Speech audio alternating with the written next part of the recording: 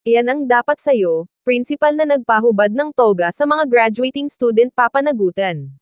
Isang nakakalungkot na kaganapan ang nangyari sa isang masayang graduation day sana ng mga estudyante, dahil ipinahubad sa kanila ng principal ang kanilang suot-suot na toga. Nagkaroon ng komosayon at moron dahil hindi na nakapagtimpi ang isang estudyante dahil sa ginawa ng principal.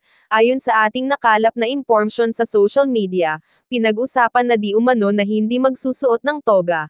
Ngunit ayon sa nakalap metang impormasyon binayaran di umano nila ang nasabing toga kaya isinuot pa rin ito, gayunpaman ay pilit pinahubad ng principal ang kanilang suot-suot na toga. Ayon sa asking pananaw at Rhea Kayan, sanay hindi na pinahubad ng principal ang toga na suot ng mga estudyante, dahil once in a lifetime lang naman nakapagsuot ng toga sa tuwing graduation lamang, sa kaya ang nakasanayan mula noon at hanggang ngayon ay toga ang simbolo ng pagtatapos ng mga estudyante. Ikaw ano ang masasabi mo dito?